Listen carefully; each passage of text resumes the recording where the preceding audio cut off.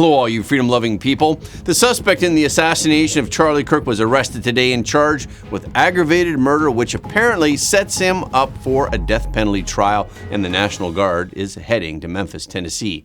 Okay, let's get into it. Police arrested the suspect in the assassination of Charlie Kirk at Utah University. President Trump revealed the news during an interview on Fox and Friends. I think with a high degree of certainty, we have him in custody. Right? In custody. Everyone did a great job. We worked with the local police, the governor. Everybody did a great job. You know, getting somebody that you start off with absolutely nothing. And we started off with a clip that made him look like an ant that was almost useless. We just saw there was somebody up there.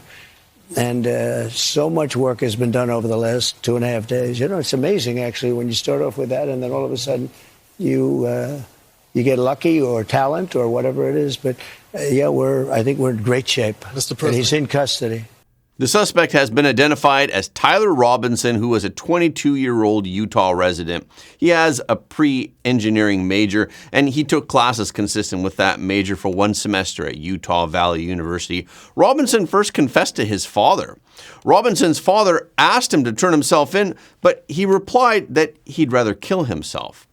The father then convinced his son to speak with their youth minister, who also serves as a task force officer with the U.S. Marshal Service, and the minister called the FBI. President Trump also said that the suspect's father and the minister helped in his capture. Somebody close to him turned to him, you know, they said, whoa, it's interesting. We had very good pictures, but not great, not perfect. And when you look at it, what happened is somebody, and this happens a lot. It happened with the crazy Boston bomber. It happened with others. Somebody that's close recognizes even a little tilt of the head, which nobody else would do. And somebody that was very close to him said, that's him. And essentially went to the father, went to a U.S. Marshal, who was fantastic, by the way. And the person was involved with law enforcement, but was a person of faith, a minister. And brought him to a U.S. Marshal, who was fantastic. And the father convinced the son, this is it. And again, I'm always subject to be corrected, but you know, I'm just giving you based on what I'm hearing. His father is a 27-year veteran of the Washington County Sheriff's Department. His father contacted authorities and secured his son before he was taken into custody. President Trump has demanded the death penalty for Charlie Kirk's assassin. Well, I hope he's going to be found guilty, I would imagine, and I hope he gets the death penalty. What he did, Charlie Kirk was the finest person. He didn't deserve this. He worked so hard and so well. Everybody liked him. Attorneys for the Utah government are also preparing affidavits to pursue the death penalty for the killer of Charlie Kirk. More than anything, we are going to catch this person. Last thing I will just say is we've been working with our attorneys, getting everything that we need, affidavits ready, so that we can pursue the death penalty in this case, and that will happen here in the state of Utah. The press conference by the governor of Utah, Spencer James Cox, came when the FBI released a new video of the suspected shooter last night. The video, which was posted to the FBI's website, begins with an individual in dark clothing running dozens of feet across a roof that is overlooking the bowl-like area where Kirk was speaking. As the suspect approached the ledge, he swung a bag off his shoulder, then hung down over the ledge and dropped. The fall was roughly 10 to 15 feet. In a post on X, which had a link to the video, the FBI said, trace evidence collected from the rooftop includes shoe impressions, a forearm imprint, and a palm print. Robinson was taken into custody around 11 p.m. local time last night after the new footage was released. Then today, Governor Cox and FBI Director Kash Patel had a press conference. During the news conference, Governor Cox said that a family member had told local officials that Robinson had spoken about Kirk in recent days. Investigators interviewed a family member of Robinson who stated that Robinson had become more political in recent years. The family member referenced a recent incident in which Robinson came to dinner prior to September 10th, and in the conversation with another family member, Robinson mentioned Charlie Kirk was coming to UVU. They talked about why they didn't like him and the viewpoints that he had. Governor Cox also confirmed that authorities believe that Robinson acted alone, but the investigation is ongoing. Cox also addressed that there was speculation about the writing on the bullet casings that could shed light on the motive. Governor Cox confirmed the writing on the bullet casings, and he called the shooting a political assassination. The rifle was determined to be a Mauser Model 98 30-06 caliber bolt-action rifle. The rifle had a scope mounted on top of it. Investigators noted inscriptions that had been engraved on casings found with the rifle. Inscriptions on a fired casing read, "Notices, bulges, capital OWO, what's this?" ? Inscriptions on the 3 unfired casings read, "Hey fascist!" ! Catch! Up arrow symbol, right arrow and symbol, and 3 down arrow symbols. A second unfired casing read, "Oh Bella Chow, Bella Chow, Bella Chow, Chow Chow." And a third unfired casing read, "If you read this, you are gay, LMAO." Governor Cox also said that Robinson discussed a drop point for the rifle and bullet engravings in Discord messages. Investigators interviewed that roommate, who stated that his roommate, referring to Robinson, made a joke on Discord. Investigators asked if he would show them the messages on Discord. He opened it and showed several messages to investigators and allowed investigators to take photos of the screen as each message was shown by Robinson's roommate. These photos consisted of various messages, including content of messages between the phone contact named Tyler with an emoji icon and Robinson's roommate's device.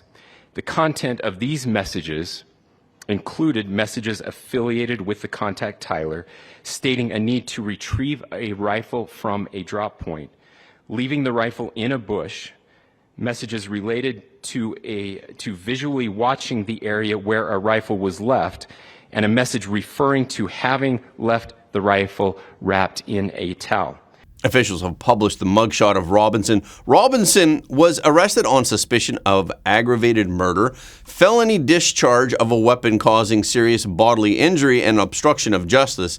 These charges are all felony charges, and the aggravated murder charge apparently sets him up for a death penalty trial.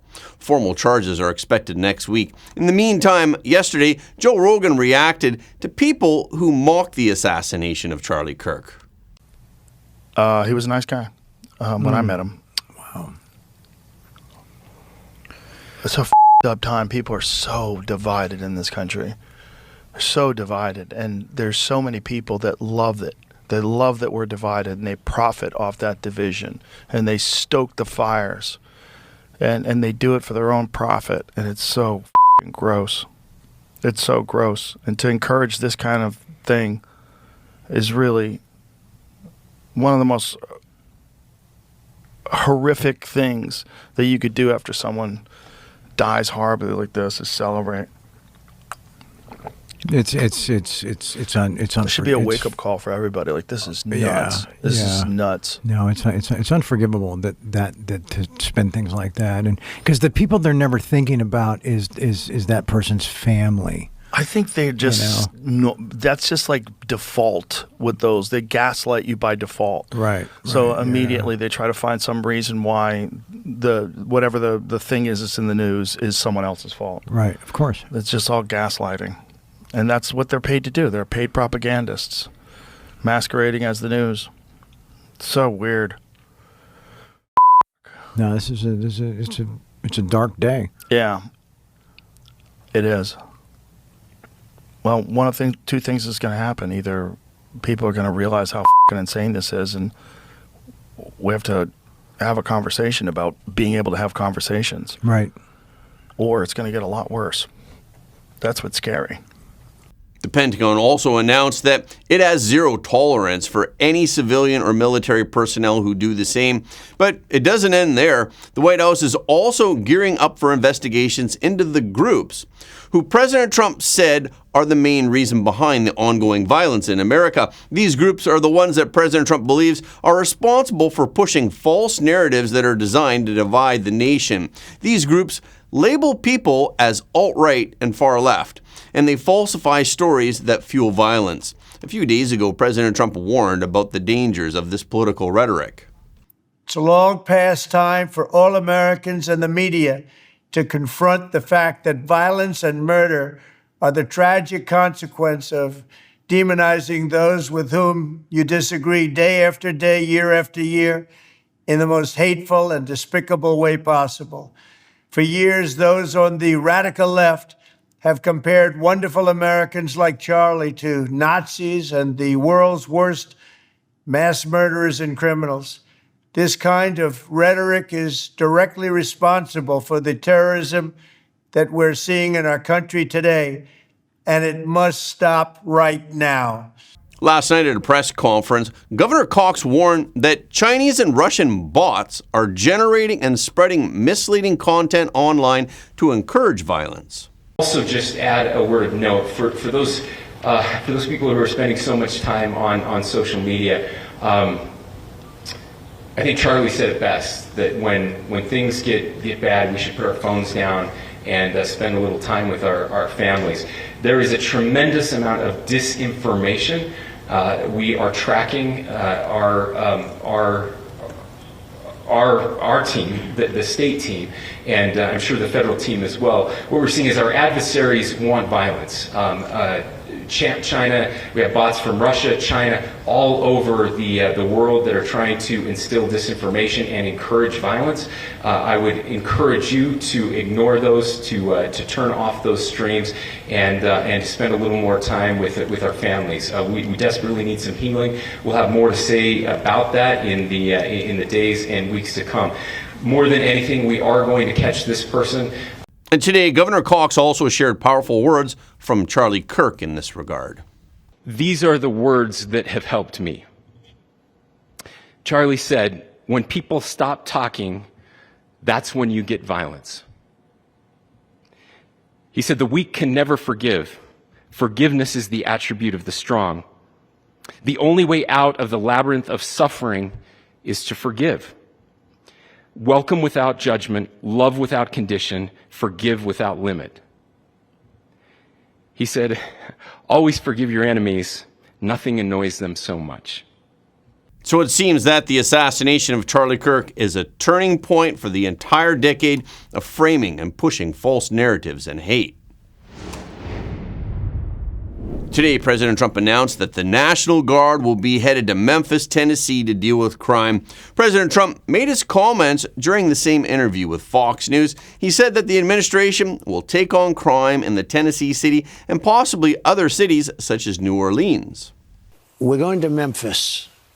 Memphis is That's the next city. Deeply troubled. And the mayor is happy. He's a Democrat mayor. The mayor is happy. And the governor, Tennessee. The governor is happy. Deeply troubled. We're going to fix that just like we did Washington. I would have preferred going to Chicago. I had a man in the head of a big railroad. They're doing a merger, and he wanted to come see me and all that stuff. And I asked him, because, you know, it's one of the largest train companies, maybe the largest, so you can figure out who it is. Okay, Union Pacific. And he was in my office, and he started off 45 years ago with the railroad. It's such a great story. Sir, I'm a railroader. That's the kind of guy that should ride it, you know, as opposed to a Wall Street guy that destroys the railroad, but he's good financially, right? And he was a very impressive guy. And I said, so what do you think? Where should we go next as a city? Because we're going to go 1, 2, 3, and then we'll do a few at a time. But we're going to straighten out the crime in these cities.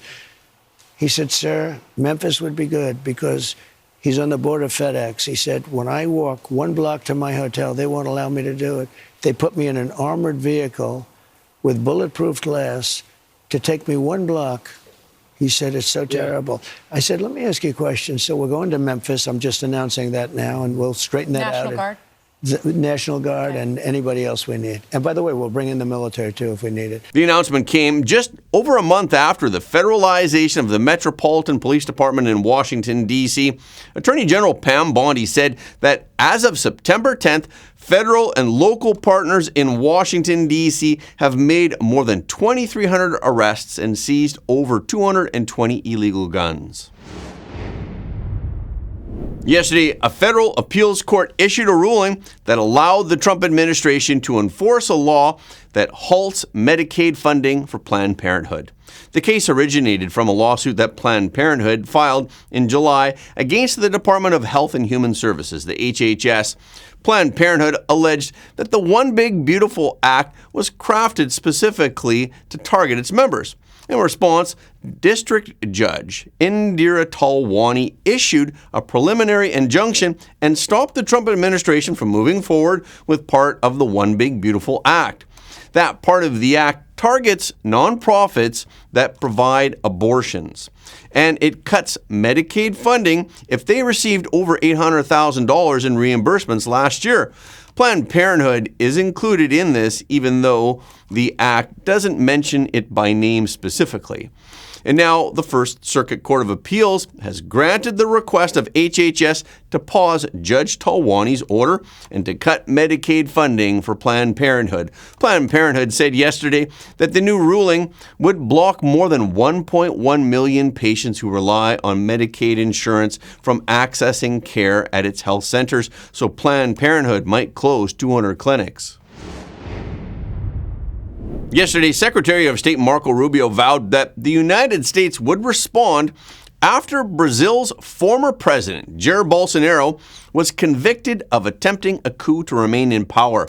Rubio's comment came after the Brazilian Supreme Court sentenced Bolsonaro to 27 years and 3 months in prison. Rubio said that Bolsonaro's conviction is a witch hunt, and he said that the U.S. government will respond accordingly, but he did not specify what the actions might be. Rubio stated on X, the political persecution by sanctioned human rights abuser Supreme Court Justice Alexandre de Moraes continue as he and others on Brazil's Supreme Court have unjustly ruled to imprison former President Jair Bolsonaro. In response, the Brazilian Foreign Ministry accused Rubio of attacking the authority of Brazil and said that its democracy will not be intimidated. The Brazilian Supreme Court convicted Bolsonaro on 5 counts.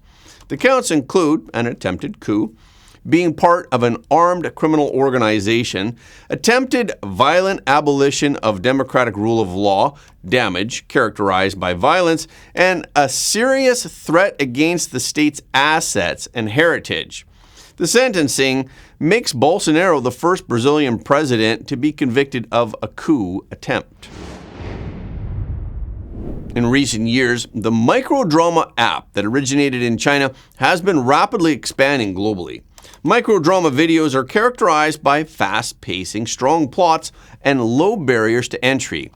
They emerged in 2018 as an adaptation of the short video trend that was popularized by Douyin, the Chinese version of TikTok. These microdramas typically run just 1.5 to 2 minutes per episode. They feature widely exaggerated plots with breakneck pacing. Their content depicts events with a probability lower than 1 in 10,000 of something occurring in real life. The Chinese Communist Party has keenly recognized this as an ideal tool for transnational propaganda and ideological infiltration. Shenming Shi is a researcher at the Taiwan Institute for National Defense and Security Research. Shen stated that while microdramas feature absurd plots, their concise format often prevent viewers from verifying their authenticity. Nevertheless, it has become deeply ingrained in people's minds. Shen's colleague, Gong Sheng, analyzed the situation from a publicity perspective, noting that as generations shift, traditional theatrical-style programs are no longer sufficient to attract young audiences. Consequently, short dramas have emerged as an alternative solution. The authorities in China actively promote short drama competitions with themes such as red cultural tourism as well as intangible cultural heritage. These works serve as crucial tools for the CCP to brainwash the populace and rewrite history. They incite anti-American and anti-Japanese sentiments or shape the CCP's image as great, glorious, and correct while concealing the regime's past crimes. In August of this year, the National Radio and Television Administration in China launched an international microdrama competition.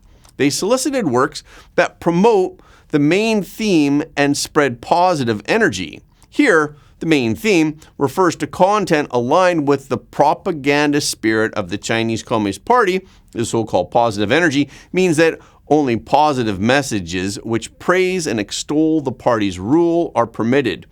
With official backing, these short dramas have gradually been imbued with greater political functions, becoming tools for the Chinese Communist Party to brainwash the populace and distort history. Gong Sheng stated that so-called intangible heritage or red shorts essentially package nationalism as entertainment to bolster domestic support for the regime. Canadian commentator and editor-in-chief of China Spring, Sheng Shu, expressed concern that while these short red dramas have limited effectiveness in stirring nationalism among young people, they subtly reinforce the red narrative by blending political indoctrination with cultural appropriation. With a sufficient number of short dramas meeting the propaganda requirements of the Chinese Communist Party, Beijing authorities have begun promoting micro-dramas to overseas markets. The BBC recently reported that according to data from the market intelligence firm Sensor Tower, by March this year, Chinese companies' overseas micro-short drama apps had accumulated nearly 950 million downloads globally. Among them, Real Short and Drama Box have emerged as leading platforms. Real Short specializes in providing short dramas under 2 minutes per episode, while Drama Box employs an assembly line model to translate and dub domestic Chinese short dramas for overseas distribution. In April of 2025, the microdrama app was downloaded over 10 million times in the United States alone, marking a 150% year-over-year increase. Active users surged 300%, drawing significant industry attention. During the first quarter of 2025, downloads of such apps approached 100 million in Latin America and reached approximately 87 million in Southeast Asia. The Chinese Communist Party is well aware of the influence of microdramas. Therefore, while Beijing actively promotes their rapid popularity in overseas markets, the CCP strictly censors the content of these videos within China. For the CCP, even highly entertaining narratives can potentially convey metaphors and discontent among the populace, making them subject to inevitable control. Effective June 1st of 2024, China's National Radio and Television Administration implemented tiered regulation for micro-short dramas. Over the past year, tens of thousands of short dramas deemed vulgar and harmful have been taken down, totaling more than 1.7 million episodes in China. Starting this February, authorities in China have explicitly mandated that microdramas without license or filing numbers cannot be released online. Microdramas are now rapidly taking over mobile screens worldwide. So can microdrama succeed outside of China? Will they challenge streaming platforms like Netflix or traditional Hollywood films? The common view within the industry is that they won't. After all, the Chinese Communist Party strictly controls China's internet, making it essentially a closed intranet.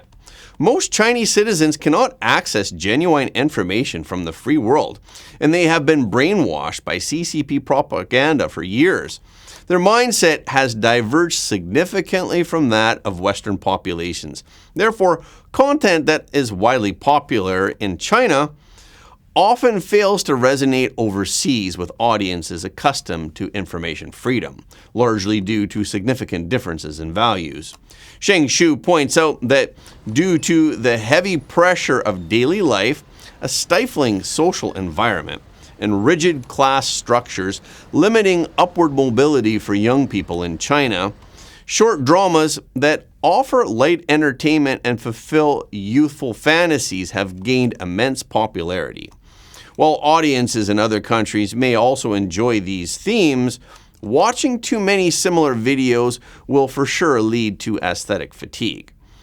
Current affairs commentator Tong Jin-wan stated that the Chinese Communist Party likely employs professional teams that are dedicated to producing short dramas in order to target overseas audiences, aiming to influence public opinion and even government policy.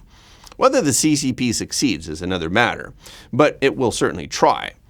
However, microdrama deserves vigilance, as it treads a blurred line between entertainment culture and propaganda. Sheng Shu warned that with the proliferation of AI-generated content, microdrama could become a tool for fabricating false narratives or for infiltrating political messages. Previous cases of viral fake short dramas have demonstrated both its potential and risks.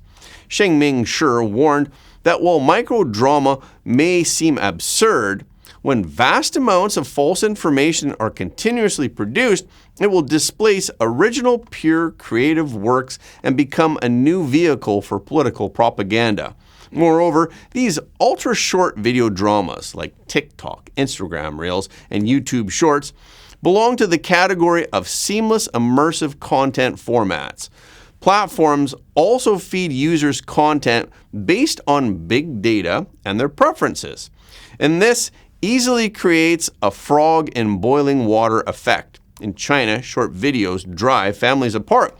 Women are shown perfect billionaire husbands who are attentive and caring, while men see stories of flawless, devoted, and tolerant wives. Children see narratives that dismiss gratitude toward parents, while parents see obedient children who aren't their own. The result is that everyone feels wronged, emotions spiral, and households fracture, as each member, glued to a phone, inhabits a different world. Experts warn that this manipulation leads to resentment and extremism, which destroys both families and societies. And what happens to a family can also happen to a nation. That's why it's critical to look for balanced perspectives, not emotional manipulation. And that's a wrap for this episode. Thank you so much for your support of Front Page. Please remember to leave a comment below the video. This is really helping us to be seen all around the world. The more people who watch Front Page, the more freedom-loving people the world will have. And please hit the like button and hit the notification bell after subscribing. And please share this video with your friends and family, because everybody deserves to know the truth.